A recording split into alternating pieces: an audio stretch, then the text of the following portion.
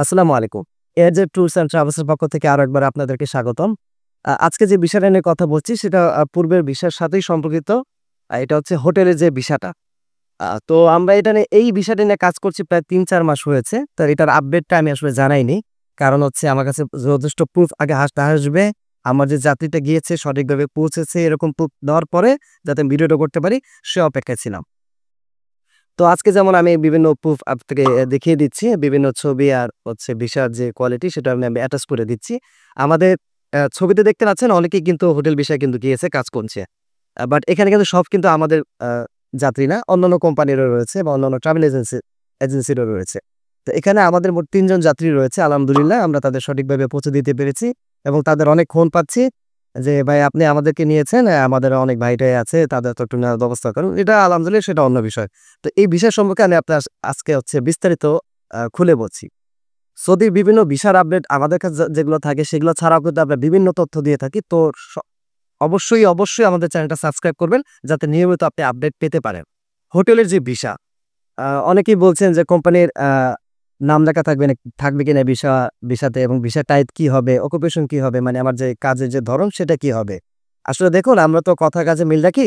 আমাদের কাছে কিন্তু হাজারো রকমের ভিসা থাকে। আমরা কিন্তু সেগুলো চাইলে ভিডিও করতে পারি। কিন্তু আমরা সেটা করি না। যেটা আমরা 100% আপনাকে ইনশিওর করতে পারবো যে আমি যেটা বলব সেটাই হবে। আমরা শুধুমাত্র সেগুলো ভিডিও করে থাকি। তো এই বিষয়ে আপনাদের আসলে দুশ্চিন্তার কোনো কারণ নেই।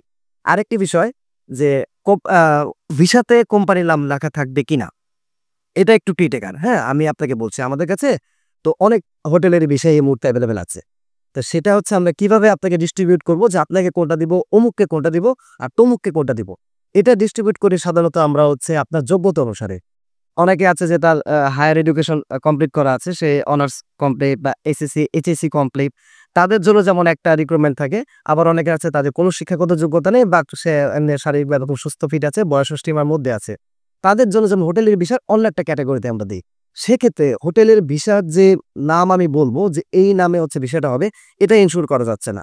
এটা ইনশিওর তখনই হবে যখন আপনি সরাসরি আমাদের অফিসে আসবেন, আমাদের সাথে কথা বলবেন। আপনার যে যোগ্যতা অনুসারে আমরা আপনাকে অ্যাপয়েন্ট করতে পারবো যে এই ভিসাতে আপনি যাবেন। সেক্ষেত্রে ভিসার নাম উল্লেখ করা যায়। দ্যাটস ওয়াই আমি আরো সোজা ক্লিয়ার করলে যদি বলতে হয় তাহলে আমি এটা বলতে পারি আপনাকে হোটেল ভিসাই দেওয়া হবে যেটা আমি বলব, যে কাজে বলব সেভাবেই যাবেন। কিন্তু হোটেলের নামটা এই মুহূর্তে আমি আপনাকে ইনশিওর করতে পারছি না। কারণ ৪-৫ টা হোটেলে হচ্ছে কাজ হচ্ছে। অনেকেই বলছেন যে আমার শিক্ষাগত যোগ্যতা নেই, তাহলে আমি এই ভিসায় যেতে পারবো কিনা? দেখুন আমি শুরুতেই যেটা বলেছি, আপনার যোগ্যতা অনুসারে আপনাকে নিয়োগ দেওয়া হবে। আপনি অবশ্যই হোটেল ভিসায় যাবেন। কিন্তু আপনার যদি কোনো শিক্ষাগত যোগ্যতা না থাকে সেক্ষেত্রে কিন্তু এরকম একটা মাল্টিনেশনাল বা 3 স্টার 4 স্টার হোটেলে কিন্তু আপনাকে কিন্তু হোটেল বয়তে নিয়োগ দেবে না। স্বাভাবিকভাবেই। আপনি বিশ্বের যেকোনো দেশের হোটেলে দেখেন হায়ার এডুকেশন ছাড়া কিন্তু এ ধরনের 3 স্টার 4 স্টার কিন্তু নিয়োগ হয় না। সেক্ষেত্রে যখন আপনার যোগ্যতা নেই, আপনাকে দেওয়া হতে পারে যেমন ধরেন হচ্ছে হোটেল ক্লিনার। এটাতে আমরা সহজভাবে আপনাকে ঢুকিয়ে দিতে পারি। যার একটু যোগ্যতা আছে তাকে যেমন আমরা দিতে পারি হোটেল যে সার্ভিস রুম বয় সেখানে দিতে পারি। তার মানে আমি আগে থেকে কিন্তু ইনশিওর করতে পারছি না। আপনি অফিসে আসবেন, আপনার সব ডকুমেন্ট আমরা দেখব, সব ঠিকঠাক আছে। আপনি পাসপোর্ট পাঠাবেন, আমরা যাচাই-বাছাইয়ের জন্য পাঠাবো। তারা যদি মনোনীত করে তো ইনশাআল্লাহ আপনার বিষয়টা হয়ে যাবে। এ বিষয়ে কোনো রকম কোনো সন্দেহ নেই। সেটা আমাদের দায়িত্ব। তো যেমন এই মুহূর্তে আমাদের যে যাত্রী একজনের বিষয় আমি এখানে সাবমিট করছি। যেহেতু তার নিরাপত্তার স্বার্থে আমরা এটা ঘোলা করে দিচ্ছি। কারণ সবারই তথ্যের একটা নিশ্চয়তা থাকে। আমরা চাইলেই কারো তথ্য এভাবে সার্কুলার করতে পারি না। পাবলিক প্লেসে নিয়ে আসতে পারি না। তো আমি ঘোলা করে দিচ্ছি, জাস্ট আপনাকে দেখাচ্ছি যে এখানে দেখুন বিষয় কিন্তু তার সুন্দরভাবে ওটার হাউসকিপার লিখা আছে। তার যে অকুপেশন সে যেই তার যে যোগ্যতা অনুযায়ী কিন্তু তাকে দেওয়া হয়েছে। এবার আপনার যোগ্যতা যদি সেরকম থাকে, শিক্ষাগত যোগ্যতা না থাকে তাহলে সেখানে কিন্তু ক্লিনার চলে আসবে। হ্যাঁ? আমরা কিন্তু একদম সব আগেই খুলে বলছি। এবার আসি হোটেলের যে ভিসাটার যে নিয়মকানুন বা কি লাগবে বা বেতন কত হবে এর ডিটেইলস এখন আমি আপনাদেরকে খুলে বলছি। প্রথমেই বলে নিই এটার ডিউটি কিন্তু ৮ ঘন্টা না, এটাকে ডিউটি কিন্তু হচ্ছে ১০ ঘন্টা। আপনাকে ১০ ঘন্টা ডিউটি করতে হবে। আর বেতন হচ্ছে ১২০০ রিয়াল, সাথে হচ্ছে ৳২০০ হচ্ছে আপনার খাবারের জন্য দেওয়া হবে। ২০০ রিয়াল হচ্ছে খাবারের জন্য দেওয়া হবে। এখানে একটা মজার বিষয় হচ্ছে এ ধরনের হোটেলের যে জব বা ভিসার ক্ষেত্রে কিন্তু বেতনটা মুখ্য বিষয় না। আপনারা যারা জানেন বা হোটেল সম্পর্কে ধারণা রাখেন, এখানে কিন্তু প্রচুর টিপস আসে। হ্যাঁ? আপনি যখন হোটেল বাজারে চাকরি করবেন বা কাজ করবেন, ৩-৪ জন লোক হয়তো আসছে মক্কার জন্য বা হজের জন্য বা ধরুন যেকোনো একটা ট্যুরের জন্য সে টুরিস্ট হিসেবে এসছে আপনার হোটেলে থাকছে। সে কিন্তু আপনাকে একটা ভালো একটা টিপস দিয়ে যাওয়ার একটা সম্ভাবনা থেকেই যায়। সবসময় সবার ক্ষেত্রেই। আপনি যখন কোনো হোটেলে থাকবেন আপনার হোটেল বয় কিন্তু আপনার টিপস দিয়ে আসে।